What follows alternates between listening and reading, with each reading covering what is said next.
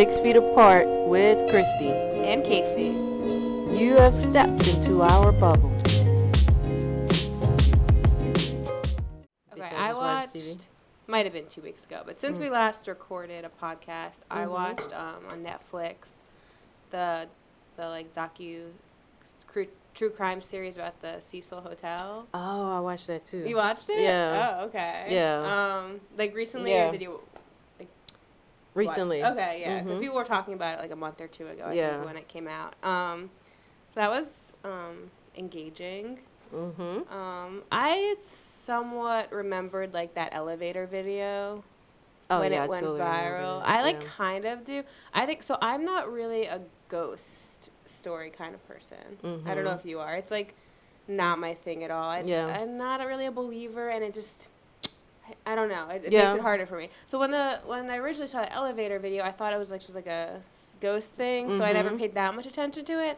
But watching it back, and this was like so chilling. It's pretty creepy. And not because I don't think there's any ghosts or anything. Right. I really liked that. I think by the end it did rationally really explain everything that happened, which I believe to be true. I think there was like mental illness and or drug use going on personally. And just when I first saw it, I was like, this video is so creepy, but also someone that has like done psychedelics, I'm like, I can totally see like someone being like that on a lot of psychedelics, but it's still like such a creepy video to watch. And then, like, there were a few other things. I think to me more, like, the lore of it, just the fact that even if there was, like, a rational reason for it, just the fact that, like, that place kind of, like, attracted people that maybe were not in the best spot in their place in their lives or were really, like, looking for an answer, help. Like, it kind of attracted these type of people, and that's why there's so many, like, tragic stories at this place. It's weird to me. So I remember the story. I have been following that story for a bit. I'm a true crime person. I'm not surprised. Yeah.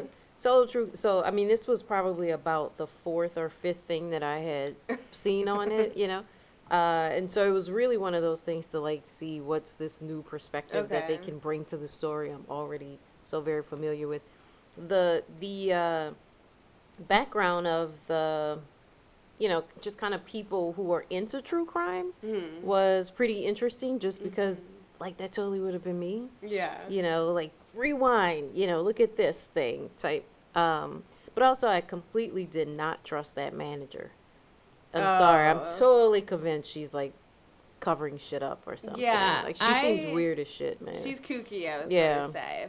At the very least, she's kooky and, I don't know. She was just too indignant to be innocent to me. Yeah. I think for me, too, being a business owner... Something that just to me really stood out was I kind of thought it was interesting how it left us hanging, and then in another episode really went back and explained something. Right. So once they explained how they tried to like rebrand their image, and you basically had 2 names to the hotel, and one of them was like this trendy place for young travelers, and the other was basically a place where it's on Skid Row, the Cecil, and according with California law, they had to rent rooms out to people getting out of homelessness and stuff, and they couldn't really breach that contract. So just the fact that they decided to, have 2 names, but it's really all the same exact damn building. Correct. I don't know. That's just all. It's just weird. That's crazy. I was like, that's crazy. Lady. Again, like being a business owner, I was like, that's some crazy shit. Like, I imagine just not knowing. You're really just, and they just, trying to put a Band-Aid. Trying to put a Band-Aid on. Yeah, and her saying, like, oh, we're going to, now people are probably locking their water towers, but who would lock their water towers? I'm like, ma'am, anybody, if you're in a position of your water tower possibly being tampered with, like, you're running a hotel. Like, your water tower should be locked. I think it's, to me, like, there's some things that, again, I don't think are conspiracies, but just drove me nuts. Like, the fact they knew this girl was missing, probably dead, and they knew where she was. So it wasn't like, they knew she was last seen at the hotel. So it wasn't like, where is she, looking through the woods? Like, they know she's there. The cops and, like, high-level, like, investigators are there. And are they just too lazy to look in the water tower? Did they cover it up? Obviously, this is a question. But if there was no cover-up, it's like, there's only a finite amount of places she can be. You know where she is. Look in the damn water tower. Right. And I just watched, there was another true crime thing on Netflix like a month back about the father that killed the kids. I don't know if you watched that. Yeah. I remember that. He put them in the damn water tower. Yeah. So I'm like, this isn't, why, if you know, can you imagine someone you love is like missing and that you know where and someone's not looking in all the places that are in that place? Could like this is possibly be. So if it is just incompetence, I'm like, what is? That's like not looking in the dumpster to me, you know? That was crazy to me. So I don't know. I mean, I do.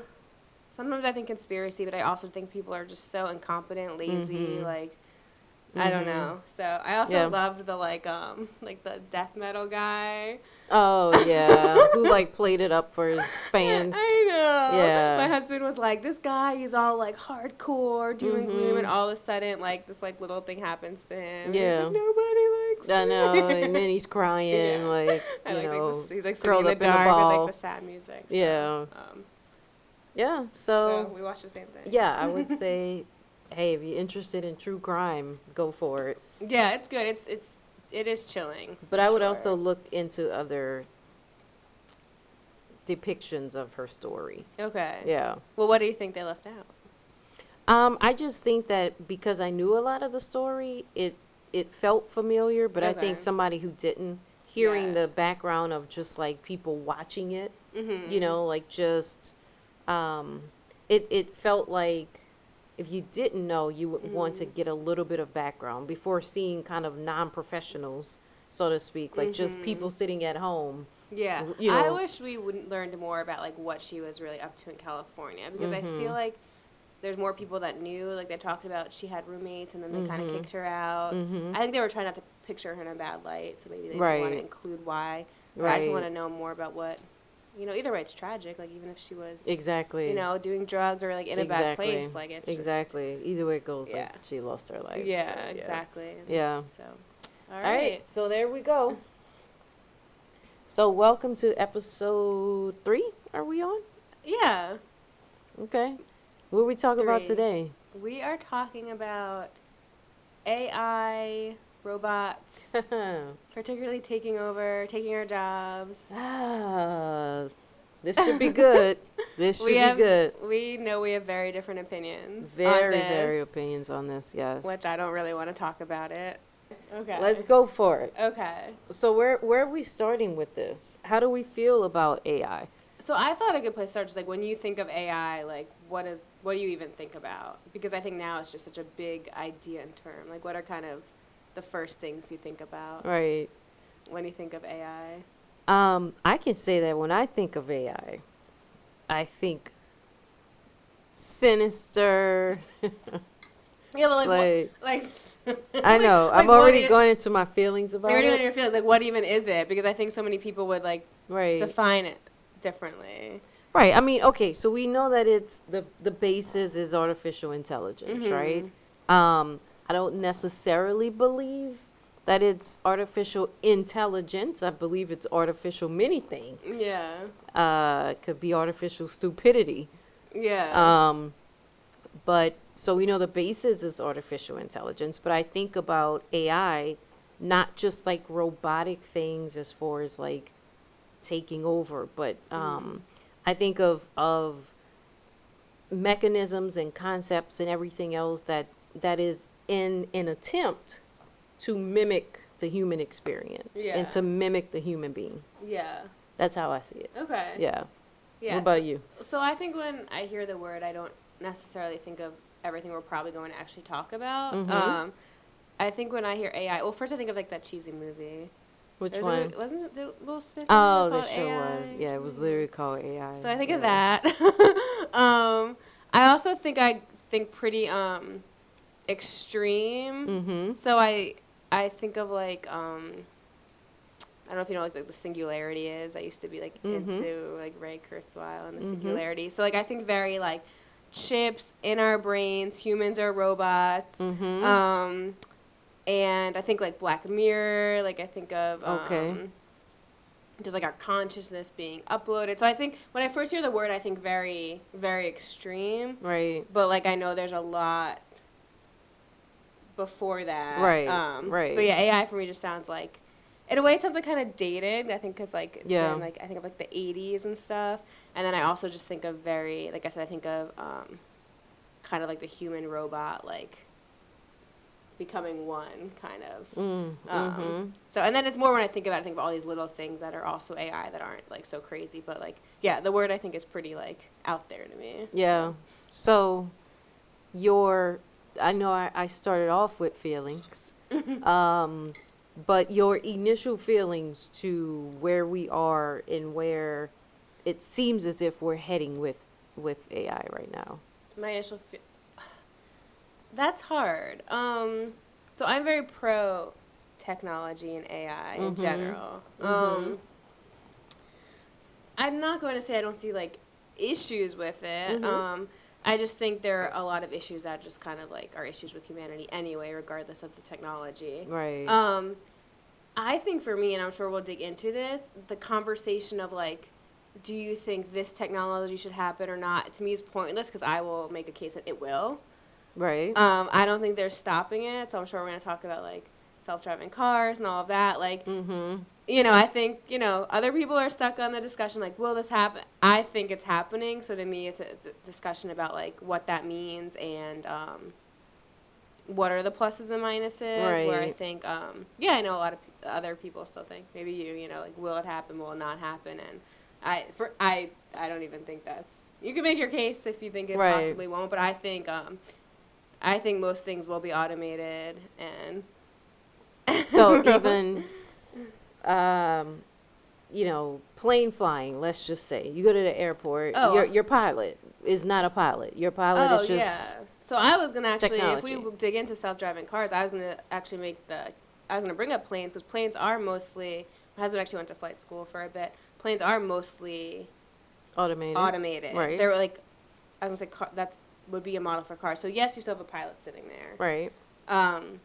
But they're not really doing much. Right. Right. They're very important if something were to go wrong, obviously. Correct. But it's super, super automated. It's like, it's fascinating, actually, how much it's like planes are automated compared to cars where, like, you're still fully, like, driving today, where planes just kind of do their thing, and you're like... Yeah, and planes have, like, a 5 backup system before the human being needs to really do most of the work. So there's, like, 5 different things it has to go through before the human would have to take over. Yeah. But what if that human being was not sitting in that seat at all?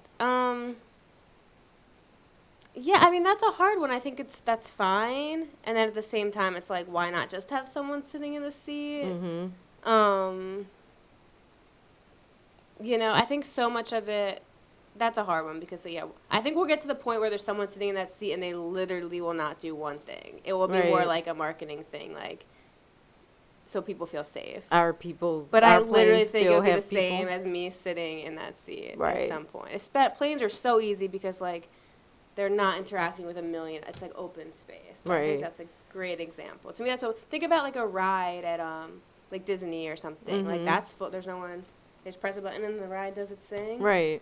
And then you're back. So that simple with like all these people. Yeah. I mean, I do think about the concept of how people always say, like, people who are fearful of flying and stuff like that, and how people always say, well, you know, there's more accidents in cars, you know, more automobile accidents. I'm like, of course, because there's like a ton more cars on the road than there are planes in the sky. I mean, if the same amount of planes in the sky, it was equal. Similar. I think their rate is similar if you convert it to hours in a car, compared to like fatalities and hours in a plane.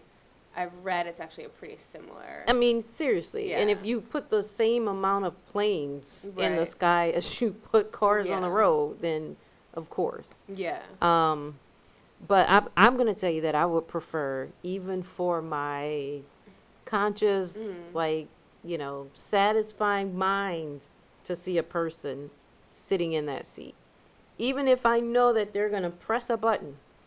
I agree. You know. I agree with that, but I prefer that the robot is the one in charge and the person is secondary instead of the person in charge and the robot being non-existent or secondary. Okay. Is that with most things, or? Probably. I think humans are idiots. Gracious. So here's my thing then about AI, right? Okay. So let's go off of your humans are idiots, right? So, you know, and I always say this idea of like the future of things that like technology, and people always say, oh, technology is advancing. And in my mind, I think, no, like we advance technology. Technology doesn't think on its own, right? I mean, everything that happens tomorrow was created in a present state of mind. It's not, we didn't create tomorrow. Yeah. Right. So the idea of humans being idiots, if we feel like that, they're the ones creating that technology. then how do we, exactly, then That's it's fair. the idiot human being that's creating the intelligence of this artificial person. So that's fair. I was like thinking of that as I was saying what I was saying. So I would say I don't think all humans are created equally, and I do think there are humans that are way smarter, way more qualified than others. Right. And, you know, hopefully okay, so for cars, everyone is allowed to drive a car. Correct. No matter their intelligence or their right. capabilities. So to me, the smartest person would be designing the self-driving car, and then everyone has the capabilities of the most capable person. So, I mean, to me, self-driving cars are low-hanging fruit. Like, I mentioned this, like, I can get into the nuance of other things. To me, that's, like, such a no-brainer. It's just something that, when I think about the people that are driving, I mean, drunk people that are super tired, people that are awful drivers, like, there's just no way a robot could be worse. There's just no way. Can a robot be worse than some of them? I mean, I don't even think so, honestly, but maybe. But then they can't think. You know, like they can't, to me, they can't make judgments. So they can.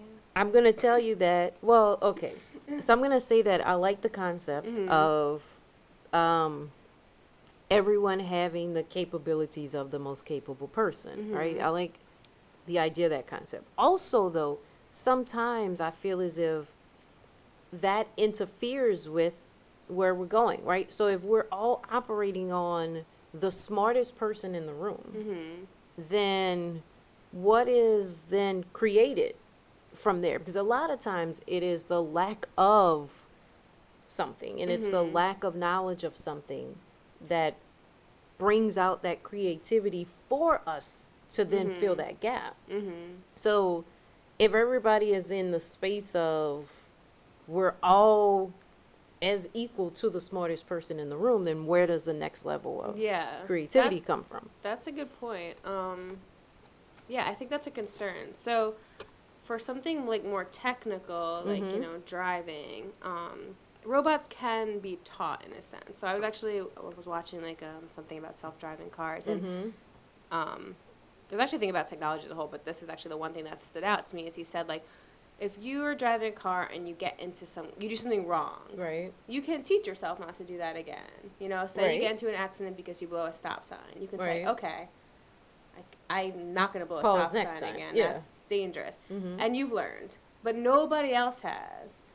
Robots are all like interconnected. So if one self-driving car blows through a stop sign, it can tell every other self-driving car never to do it, and like every baby self-driving car to never do it. So every single car learns at the same time, which is like so freaking cool. That is so creepy. Yeah, I told you I wouldn't convince you to like if nothing else, I will convince you to like self-driving cars. That is so creepy. The thought of that. Yeah. But it's awesome. I mean, that's how like systems and computers work and stuff. Right. In terms of like innovation, I think that's a big question. Right. So the question is, is that humans' role then to continue to innovate the robots? Do robots get to a point where they can innovate themselves? So like someone like Ray Kurzweil, who's like really into like really the far out there stuff. Yeah. He's believed in exponential growth of technology. Yeah. Because he said eventually robots will get to a point where they could exponentially teach themselves and future robots more technology. So there are people that are like, that's cannot happen. Yeah. That's crazy to think. Yeah. So at what point, you know, does the monster then turn around and defeat you and then no longer need you? Right? Yeah. Because once we get to that point, then what is the point of our existence at that? Yeah, I don't think that's. So I'm kind of on the side of his critics, where like, I mean, it probably could happen, but I think that's not a certain thing that the robots can actually like take over, like, and like go to war with us or something. Like, that's... Of course they can. You think they can? So if they... Do you think they can without humans being... Yes, of course humans can control robots, and there can be like a war of where humans are controlling it. But you think robots can actually on their own be like, we're going to... Take over? Yeah. I mean, you gave the example of the vehicle, right? And one robot blowing the stop sign, right? And so then all of them now say... this red octagon shape with, these 4 words, pause 15 seconds or something, right? So if the notion is that they are interconnected, of course, then definitely. Why could we not then assume that some person, let's just say, could program one of them? Yes. In some type of sinister way, and that does not then involve all of them. But a person's still the one making that decision to program a sinister robot that's then spreading it to the other robots. It's not which the robot then could happen like, one at a time. Himself but also... I think we're on the same page there. Whoa, did we get on the same page somehow? That humans are... We both think it's kind of out there to say that, like, the robots are kind of like on their own thinking behind this, right? Correct. I think that's maybe it's possible. I think we should clarify neither of us are experts at all. Like personal perspective and feelings about your common person's not an expert on like robotics and AI. And stuff. And we still have to live in the society and culture that would have them there. So, yeah. But I also think though, would it not just take one person to say, do this, that goes to all the other ones, and then they can all reprogram exponentially from there, and then do things that we can't control. Yeah, no, I think that can happen. What in, like, are you talking about, like, war? Are you what are you specifically... Right, I mean, I guess I'm just thinking of the whole idea of... kind of back to the stop sign. Like, if it's one thing that it's the notion that they are not individuals like we are, right? So when I think about AI, one of my biggest things is that there is no soul. There is no individual mind. So there's no perspective from somebody's place in life or where they've been or where they care to go to. So when I think about this artificial brain or, quote unquote intelligence, I think about the fact that they only know what they've been programmed to know and do. I agree. Yeah. So then again, where is the line to where we allow the robots to check us out at the grocery store, where there's no human being at the grocery store, there's no human being driving the car. Yeah, so I'll tell you my line, and I think this is it. I think this is different than necessarily other people's line. My line is, I want the robots to do all the things I don't want to do, and in general, we think of society not wanting to do. Okay. I am not... Like what? Oh my gosh, like everything. Checking... I mean, who wants to work at the grocery store? I personally don't like driving, so please, this is part of the reason. I hate driving. If I could just... I love driving. Oh... Ugh. But it would be like a specialist like hobby, Right. I mean, literally, unless you're a person that loves waking up in the morning and going to your job, I am pro robot doing it. 100%. 100%. But what do we do with all the people who need money? Yeah, that's that easy. The jobs no longer exist for? Is it just UBI? UBI. 100% UBI. So 100% UBI. Yeah. And then robots do everything else. Yes. So that sounds pretty ideal. Thank you. I'm not saying it in a good way. I mean, like... No, it's amazing. So where I don't want to say draw the line, because I'm very, like, libertarian with other people's, like, social lives. But for me, I draw the line, like, I am not interested in, like, a romantic partner as a robot. But you talk about a soul. To me, that's like I'm so uninterested in that. Okay. Like I watched Her. Have you seen that? Oh, I hated it. Oh, you would hate it. So I loved it, but like I'm not interested in that. Some people are though, you know. No. So I agree. I think I'm like such a funny person to be really into like robots because I love like the arts and I love the human soul. It drives me freaking crazy. But like, you know, I'm not interested in like relationships with robots. Right. But I'm fine if people are. So. But that's what I'm saying. So then there is that's your line, but that wouldn't necessarily be the line. I guess not. Right? So then what would be the difference in somebody having a relationship I don't with care. a robot? That is so odd and bizarre.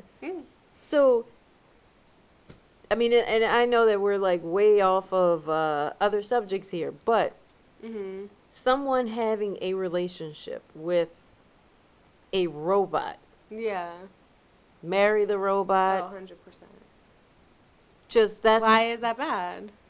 How is that good? Like, how is having a relationship with something that is an inanimate object pretty much, unless you program it to do something? Are alone, so I don't see why, like... So is your issue with it more... Are you, like, upset with it? If there's a random person that's in a relationship with a robot, like... Why do you care, or do you think there's like implications for society this has that are like more problematic? I mean, I don't care if someone's married to this plant. Like, I could care less. Yeah. I mean, so marrying a robot to me is just a no. Hater. I mean, you know, why do you want to marry a robot? But I don't. Right, and I mean, and I get the whole notion of like not regulating what people do in their lives. Okay, but I feel as if, and I also feel almost like, you know, 10 years from now, I'm gonna feel like I was on the wrong side of this. You're like saying like gay people can't be married and stuff. Yeah, that's how I feel like right now. Yeah, I don't want to feel like that, but I still feel slightly safe on this one. Yeah, I mean, I don't know if robots have like, you know, like civil rights and like stuff. And so they shouldn't. Yeah. So ultimately, I'm like, okay, at some point, where do we draw the line? Because I feel as if there should be a line drawn at some, you know, you have to say, okay, we're only going to allow this type of intelligence, so to speak, in certain sectors for certain things. In looking at the Cecil Hotel documentary, I was watching another thing about AI, and he talked about the elevator, which is what reminded me of that, where now, because of the pandemic, right, now we're in a lot of like touchless and contactless things that are happening. And so you think about, okay, well, there's now software and technology for elevators where you get into the elevator and you say floor 14. Okay. And it just sends you there and you never have to touch a button. Yeah, I mean, great.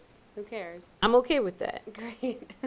But at what point, let's just say right now we're in a space to where we get a lot of our information, a lot of our data gleaned from text messages and, you know, stuff like that. Right? If you think about the concept of like the deep fake, for instance, where do we go with when now we're constantly using our voices on everything that's automated, fingerprints to open phones and stuff? How do we then feel safe? You know, since we're already having our data collected. Yeah. Now you're going to have our voice, our fingerprints, our face. You can create a being that mimics me. Yes. And the thing is, we're already there. So that's pretty scary. We're already there, yeah. Deepfakes is a good one because that's definitely, you know, for me, if I'm looking at the negative side, deepfakes is on the negative side. Oh, I hate it. So I think it's cool the technology exists. So I just think all these things are amazing. And I'm sure there are, wish I knew more about it. I'm sure there are positive uses as well. I think a lot of technology has positive uses. But yeah, I mean, it can be used for like really sinister things. And I was listening, God, I had NPR on the other day. I wasn't even, trying to find something on this topic, but I don't remember what they were originally talking about. But they were talking about information in general and just like, they were talking about misinformation and how since the pandemic, it's just, there's always been conspiracy theories, there's always been bad information, but it's just gone crazy. Yeah. And there's really no stopping it. And they said the only thing we can really do going forward, people need to be educated and trained more to figure out what's real or not. And they didn't even really dig into how that's possible more than that's the only thing that we can do. So if deep fakes become a thing where, you can make a video of like the president of the United States saying anything and it looks 100% real, you can have a press conference, like if that technology exists, the only thing we can do is somehow educate people on how to know what's real and what's not. And I don't know the answer to how that is. I mean, right now I feel like there's no technology went so fast and there's been no education on how to know what's real and what's not. And we've seen that this past year and it's been horrifying. Yeah. So somehow, like education. And it's that technology is going so fast and interacting with all our lives. And like we said, these people that are on one far end of the spectrum are making technology that we all interact with, but no one's being educated on the technology. And see, so this is my biggest thing with it, right? Because in my mind, I always feel as if we separate technology from the human being, right? Which is impossible because we create it. So in my mind, I always think we get upset at the technology, but never at the person whose mind decided to create such a thing, right? We never say who's the person behind this. We always say, oh, now technology is, well, as if it has its own pulse. It does not. We are the pulse of it.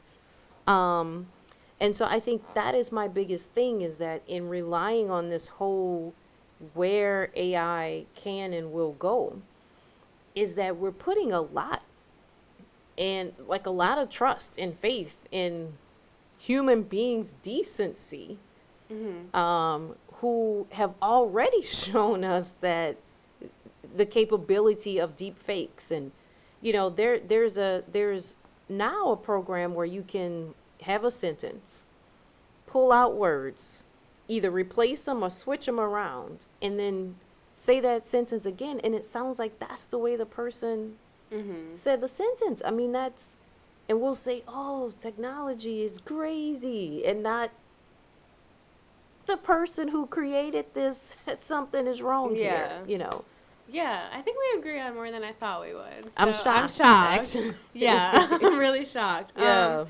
Yeah. So I think, well, I do agree with that. I think we also don't hear as much about, like, all the positive things that technology does as well. Like what? Like, tell me. I mean, literally anything. It's like, okay, Facebook more than anything has driven me crazy, especially this past year. I know you're not on Facebook, really. So, I mean, the misinformation has been insane. But Facebook has probably saved, I don't want to, like, misquote, but maybe millions of lives. Because Facebook's something that, pre-Facebook, there were people all in third world countries that had no access to the internet at all. And basically, I guess, Zuckerberg created, like, a way for them to get phones where, like, I know you'd hate this in a way. They don't have internet. They only have Facebook. So, but before they had nothing. They had no way. So there are people now that, like, are able to, create charities from, like, their third world where they had nothing and can, like, get money and get help. And I think, before we saw, I think some of the positive came before all the negative came. So I think we saw a lot of that early on. And just the fact that there's, all these people that are, in third world villages that were completely disconnected and had no way. I mean, we're talking about, like, starving to death and stuff, had no way to be connected to people with more resources. So why would they only connect them to, like, one thing? I mean, I think there's two reasons. I think one, like, from a logistical level, it's really, so for internet, you need all, like, I think you need all, like, the wires and stuff, think of Cox and stuff. Right. But, Facebook has a way where it's not like the internet. It's like some way where they have Facebook internally on their computer. So just from a logistic level, that's what he's able to do. And then obviously that services his own company to only. Right. But it wasn't like, here, you have internet on your phone. From what I understand, turn it all off. You can only access Facebook. Because the way that Facebook's like, it's different than the way we have Facebook in America. It's like, so Facebook's like in their phone.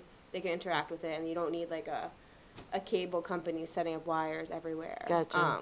And I do think, I don't know. I do think they're like honest, like, these are started off as honest efforts in a lot of Do ways. you? I do. Yeah. I think these people, I think Zuckerberg might be kind of like naive and delusional and was like, oh, we can connect the world. We can help people in like third world countries be connected to the world. And like, maybe didn't think about all the negatives that come with that.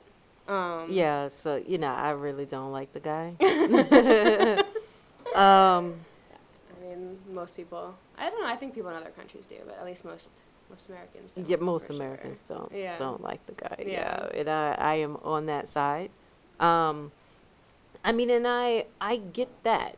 I get the idea of technology connecting us in ways, right? But when I think about AI, I think about it, and maybe that's wrong of me, but I think about the replacement of the human being, right? So like we said, the non-human checkout grocery store, which I'm going to say, as a person who's pretty non-social, I don't care if I don't talk to people, because typically I'm going to put in my earbuds anyway, and I'm walking through the store, and that's about it, right?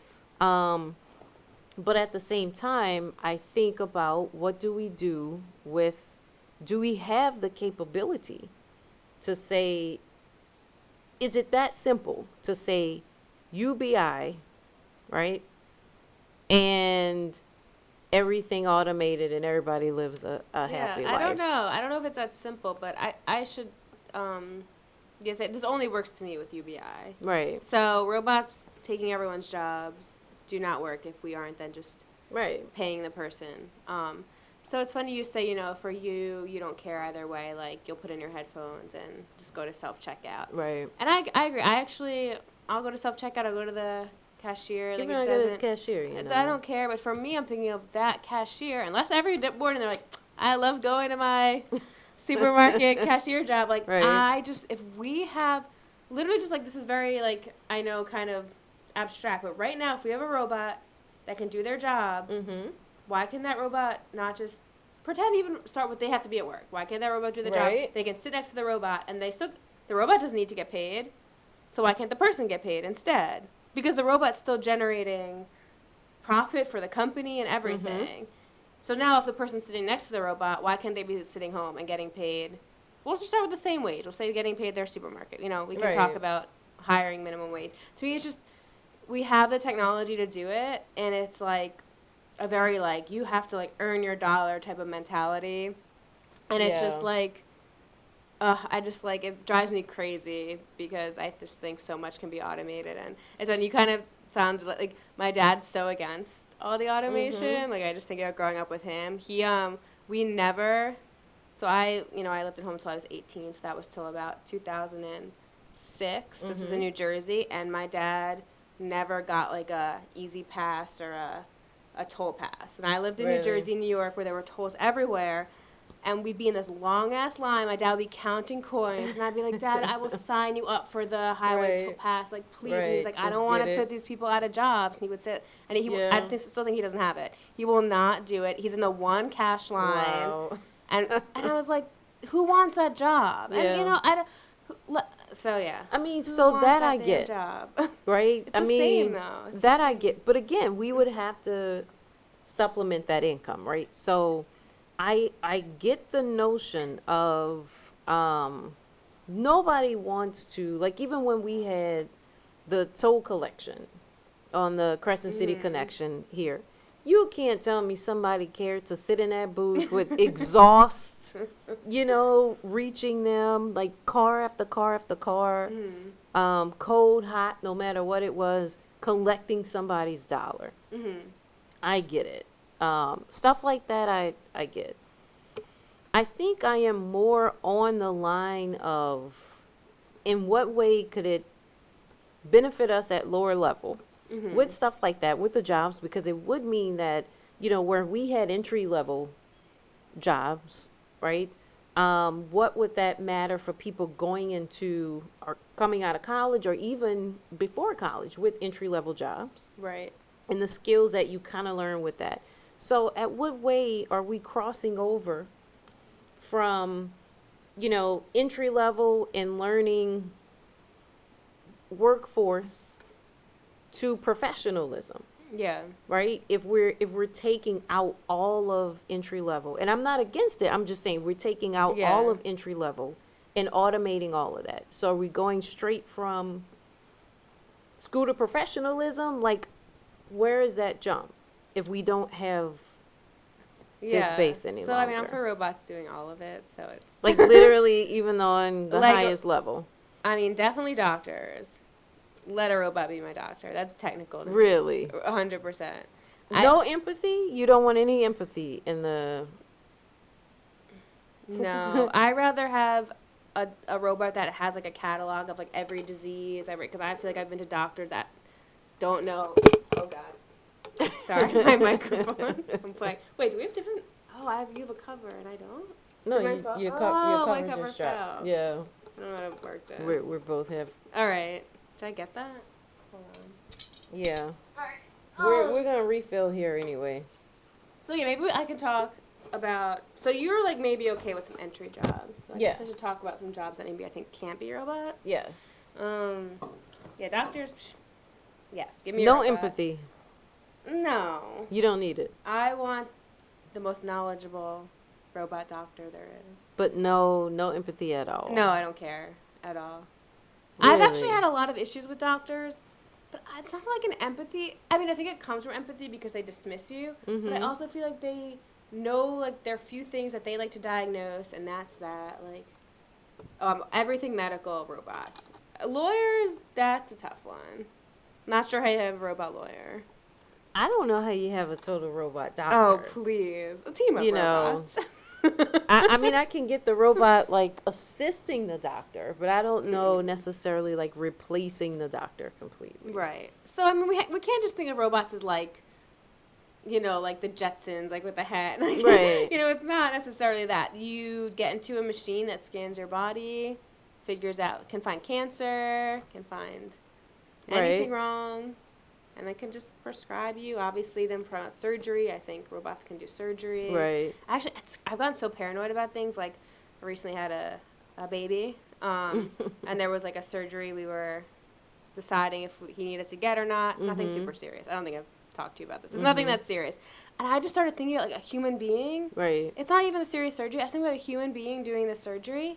And just, like, what if their hand slips or something? Right. Which I get, you can say robot. What if a robot... But all of a sudden it makes me way more nervous, a human being. Like, right. I met with a surgeon who was, like, very, very educated, but, like, he's kind of old. And I'm just like, what if he, like, all of a sudden... And then I also think about the robot. What if the robot short circuits? I mean, this happens... Look, we have anything that is technology goes out. Yeah. Right? So we don't know when it's going to go out. We have no clue how it's going to go out. They can get viruses. People can hack anything that is technological. So then you also think that you don't have any real world experience with a human being. That even if a robot is doing something, that you have a human being that's there that can jump in and take over. Yes. Like a plane. Yeah. Right? So I think that'd be a good start. The robots are mostly in charge, but there are some humans around in case the robot goes short circuits bad or something. I think that's a good. I do worry about the robots, like, malfunctioning, but I think I'm worried more about humans malfunctioning than robots. Really? Yeah. But okay, so there's something else that I came across, and it was AI generated art. Okay. Now, I know you love art. I love art. I know you have a lot of artist friends. How is it? Are we okay with a robot creating a piece of art that appears to come from a human being and not have a true artisan do that. Yeah, I'm fine with it. Doesn't appeal to me, kind of like the robot, relationship. I think we kind of already have it. I remember, we live in New Orleans, so we know there are artists everywhere. Right. All my art comes from, like, friends and friends of friends, and it's all, like, just, like, weird creative stuff. And I always, like, whenever people, like, go to, like, Bed Bath & Beyond to buy their artwork, I'm like, to me, that's, like, the same thing. Maybe it is computer generated. I don't even know what's going on in Bed Bath & Beyond. So, that type of, that doesn't really appeal to me anyway, but I'm like, it probably appeals to most Americans. So I'll let them have their computer-generated art. Like, I'm going to judge them for it. Like, you're lame. But it's okay. Yeah, when I look at... Yeah, art, I like weird stuff. So when I, like, I don't know, I hate Marvel movies. I've tried to watch, like, 2 or 3, and I can't. But to me, it seems like a computer-generated. It's, like, so, like, by the books. And so, yeah, let that happen. Let most people like that. I mean, I'd hope... To me, having robots replace jobs means, like... people can just do the creative things they want. So I think you'd have more art. I think you'd have more art. You think more so? Theater, and I do. If an artist who's a painter is selling less paintings because somebody is getting a painting. They don't need to sell paintings. Why not? Because they're getting UBI. They're just painting because they love painting. Though it's not about the money, right? At some point, and I remember... I can't remember who exactly it was who said it the first time, but, it's always like, when are you considered an artist or something like that? It's, of course, like when you sell your first piece or, whatever, right? Yeah. For some people, there is that feeling of selling your work. Yeah. The thing by your hand, that you're selling that particular thing. So...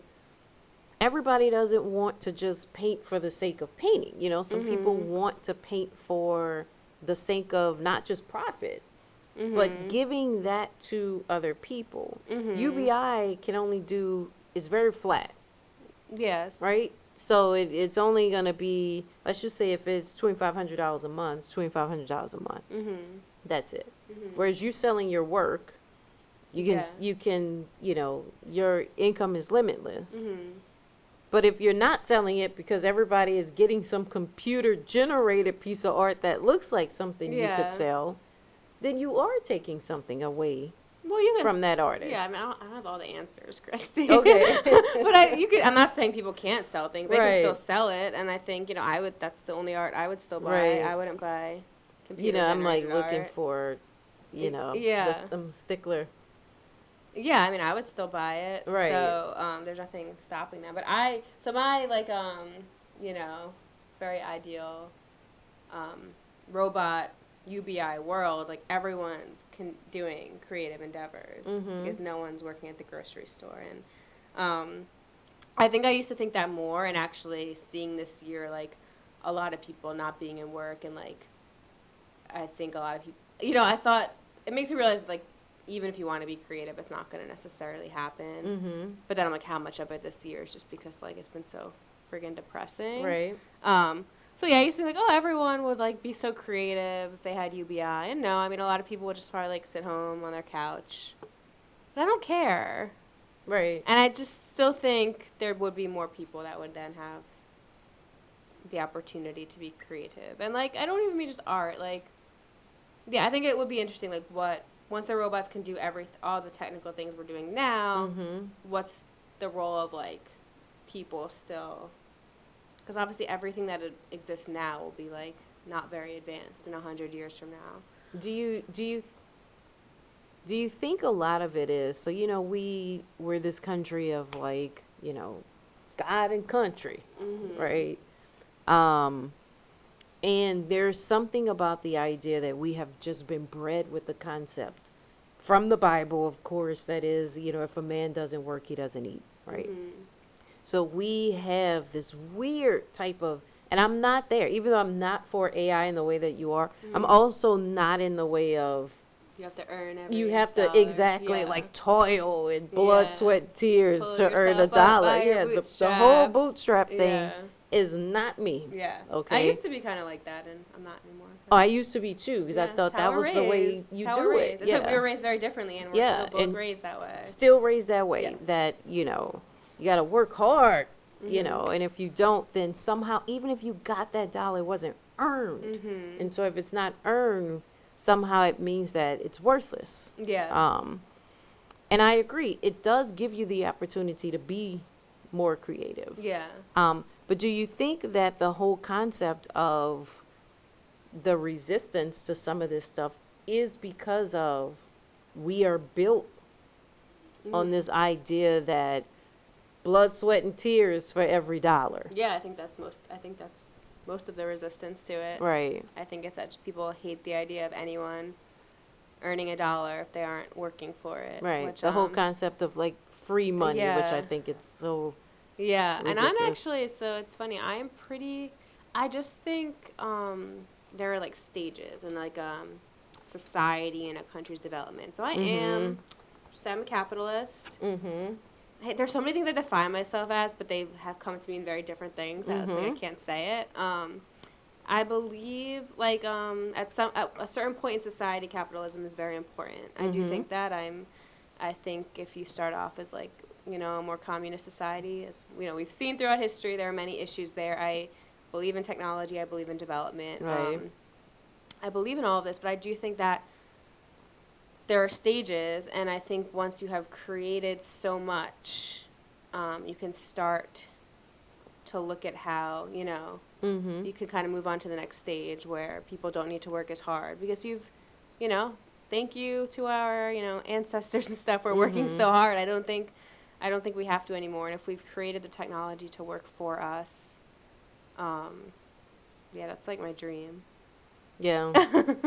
I mean, listen, I'm with you in the way of, I used to feel as if like work, hard type thing, right? Now I feel as if I don't have anything against hard work if that's what you want to do. Yeah. Right? But again, I do feel as if whatever it is you want to do, you should have the ability to do it. And, but unfortunately, we do live in a society where you don't have that ability to do that because you have to toil in other ways. Exactly. To pay bills. But I do wonder, though, about the ethics and, like, if we're switching over between saying, toil for your dollar, do we have to go to the very extreme of, if we automate everything, then we're all good and we could live this kind of leisurely life however you want to live it, right? Because I feel as if there's an ethics, there's a point of ethics in AI that is not necessarily addressed, like deep fakes. Yeah. Like where is that regulated to where that has not, like, ethics has not even come into play in that at all. And then I feel as if we'll be at the point to where that will cause issues before that gets regulated. So that would have to be, people, there are jobs, and I think that'd be one of them. I think that's the main thing I've, like, come to realize. I'm super for technology, but it's like we haven't addressed the dark side of it. So while I don't want to regulate, I don't want to put a stop to technological advances, but there needs to be a whole, team of people working on all the negatives and especially, the disinformation situation. So they can't be AI monitoring AI then, right? We need people. We probably need people. Yeah. Yeah. Okay. We need people involved in that, for sure. So I think, all these huge things in technology, right now, talking about Facebook, it's like there just needs to be so many more people tackling the negatives of Facebook. And I think then in the long run, you can get all the positives you get with technology. And, we can't just let it all run unchecked. Because then, I still think there's a lot of positives you get from it, but it's like all these negatives happen, you didn't see it coming, and I don't think I think a lot more people can live a leisurely life, but I'd hope, like, if everyone's not standing there checking people out at the supermarket, like, human beings could work on, like, much bigger, long-term ideas. I'm all for getting to space, but I actually saw a meme going around. Have you seen the healthcare thing? I guess so I don't even know if this is true, but I guess maybe it's Elon Musk. I don't know who it is, but someone's working on a hotel in space. I saw that. And so I see the meme, they show a hotel in space, we just want healthcare. Correct. And I'm like, yes, but I also want I want the hotel in space also. So there's just all these big things that I just think we can be working on, but we're just so bogged down with I guess it's crazy to me that we can do all these advanced things and there's still someone freaking at the supermarket checking us out. There's still someone a janitor coming in and vacuuming our floors. Yeah. We have the technology for a robot to vacuum our floors. True. There's just no way that we need a janitor. And I get he needs a job, so I just need to emphasize I am only for all this if it's incorporated with UBI and people not going starving and homeless, Right. Does it not feel very, though, a bit of fantasy? I guess it does. I know. Yeah, it would be ideal to have that, right? Yeah. But, and I mean, we know at this point that there are so many things that does not happen, not that because we can't have it happen, but just because we don't do it. We don't do it. Yeah. No, it's a fantasy for sure. And it is the whole concept of space hotel, right? Mm-hmm. So, when I ran across it, I'm like, bullshit, this is a distraction. This shit is not going to happen. Whatever, right? Yeah. And it very well could. Yeah. But it does remind you that we have the ability to do so many things. So if we're not doing them, then something's happening to where we don't want to, know. But it does feel like a bit of fantasy of if we just had this life to where we had technology doing most things, we had UBI and everybody is just free, feels like, can we really run a society like that? Because are we even a society then at that point? Oh, yeah, I think we can. There'll be issues, but I think we can run a better society. My fear would be switching over to all the technology without addressing the UBI or how to make sure people are okay. And I think there's a lot of times with policy there's so much obviously back and forth between the two parties and whatever's going on that part of a policy gets passed, and then I think that's even worse than it's just not happening because everyone's everyone's picking apart every little piece of everything, what they want, what they don't want. No one's looking at it as a big picture, and then sometimes the pieces that remain, to me, I'm that's the worst situation. Right. So that makes me nervous for sure. We get some of the pieces, but not all of them, and then we have a disaster. So when I think about self-driving cars, it all needs to work before it happens, and I think we have the technology for it, but who knows, if certain car companies are going to lobby against it, just all this craziness, and then you get a half-assed plan, and those are the things that worry about me. Yeah. Worry me. Yeah, because I think, when I think about, quickly about the self-driving cars, when I worked for that place that shall not be named with that uber-rich guy who shall not be named, I used to have to drive rentals. That's really funny. Oh my God. Sorry. Casey's happy. Oh my gosh. I used to have to drive rentals, and I remember there was this one particular rental where I'm in it, and this technology was on where I would, drift out of the lane and it would pull me back.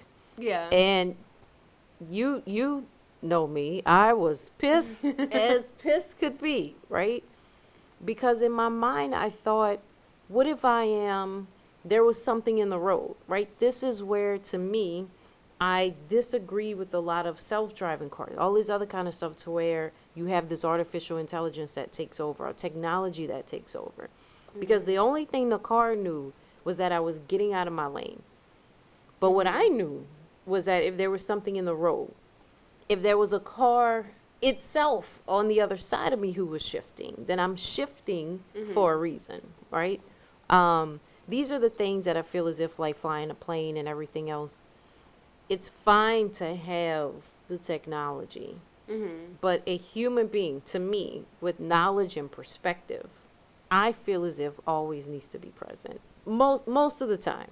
Not at the checkout store. I don't need a human being at the checkout store. But otherwise... I mean, self-driving cars are happening, so you're just going to have to get used to it. I don't like the concept. They can. So...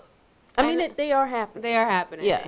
And Elon Musk is a big part of that. Yeah. I mean, I don't like the guy. Let me just clarify. Same. I mean, he's such a douchebag. It's Same. like he's went off the deep end lately. Yeah. The thing is, you're like, it only knew to get out of the lane. A good self-driving car will know way more than that, and that is. So I think that's what I'm trying to say is like we have the technology to do it right. Mm-hmm. But the problem is, what if then, okay, but there are companies in charge of this, and all of a sudden, okay, it costs a little less to take out the part where it detects this thing in the road, and, like, all of that. So that's what I'm saying. Like, we can't half-ass it. We have the technology for it to be, like, amazing, right? But obviously there's a cost right to adding every feature. And, yeah, that all works. Something with cars worries me a little less just because I think people are so scared that the companies know, like, if these self-driving cars get in wrecks, like, that could just shut down the concept. Correct. So that worries me a little less because they know, but there's other things I'm probably not thinking of that, like, they can probably get away with it doing it half-assed. Even though, again, I think we have the technology to do it all the way. Mm-hmm. It costs more, and companies want to cut corners. So there are probably other things where corners will be cut that will still be risky, but not as, like, obvious as, like, a self-driving car that cuts corners. Right. And that's obviously worrisome. Yeah, I mean, that's my biggest thing is that, you know, again, when I think about AI, I think about the mind of anything that is artificial was created by something real. And so there is no AI without a human being. And I guess I feel as if the more we put into technology and computers to replace so many kind of like thoughtless things, and I get some things really are mundane, how much are we going to no longer foster the concept of our own creativity, you know, our own innovation? I think if it would, you know, open up the window for more creativity or kind of shut down creativity is really interesting. It could go either way. Conversation itself, you know? Yeah.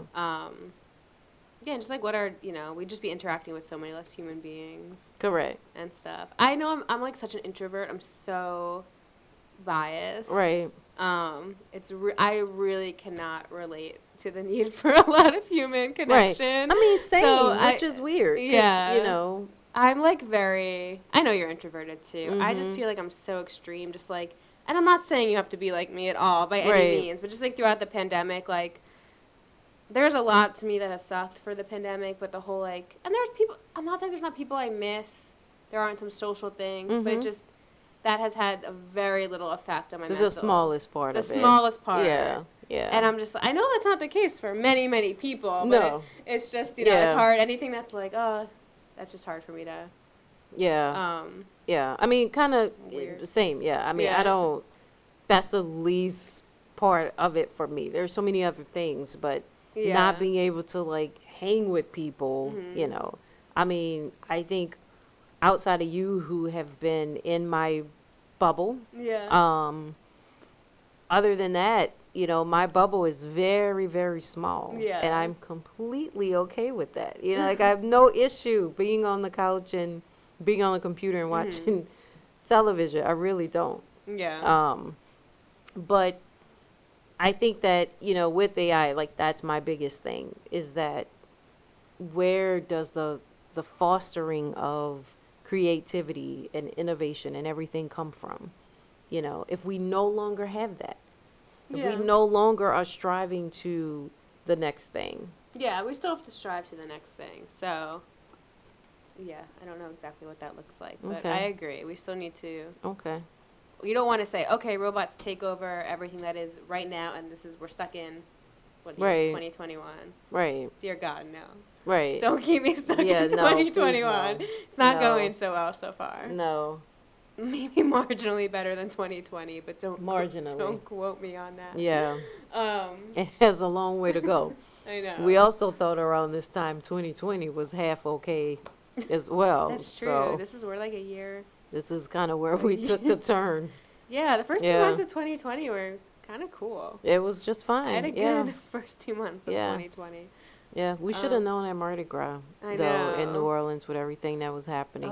Something was. There were some sinister things that happened. Yeah, we should have known then. Yeah, that was a sign. I know. That was a sign. But anyway, so I'm actually shocked because this was a way more civil. I'm shocked too. Than what I expected, and it's also somehow we found more common ground than what I expected. Yeah. And I'm actually quite shocked by that. I know. So I feel as if we took some of how I feel and some of how you feel, we probably could make this AI society thing work. Let's do it. I mean, get us some UBI, some human interaction, some automation, and bing, bam, boom, I think we can do it. Yeah. This is not the conclusion I thought we were going to come to. I know. I'm very shocked as well. Yeah. So, yeah. I don't know. Maybe one day we'll listen to this in the future and we'll, laugh just because, I don't know. Yeah. There's so much technology and stuff. Or it would be like, hey, look at that. We were right there. Yeah. Now I went from feeling as if I was going to be on the wrong side of this to I'm feeling smack dab in the middle right now. Yeah. You're not that extreme at all. Yeah. I thought you would be. I thought I would be more extreme too, but I don't know. Maybe you have decent reasoning. Thank you. I think once you realize too, there's just so much already around us. I think that's the biggest thing. Yeah. What does it even mean to stop it from happening? Yeah. I think that's the biggest thing is to know that so much of it is already going on. Yeah. Mm-hmm. Or we'll be watching this in the apocalypse, and you'll be like, "Could be. I told you so." We'll be watching it from Mars and be like, "Look at us when we were on Earth." Yeah. Never. Right. Or we're watching it from our space hotel room. Space hotel. With or without health care. We don't know about that. We never know, but we'll be in space. What would it matter? Aliens. They can be our doctors. Do you believe in aliens? Just last question.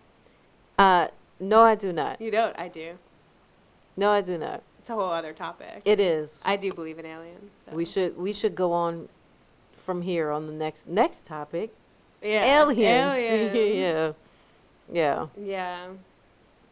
That'll be a good one. All right. All right. Signing off. See you next time. Sayonara. Bye.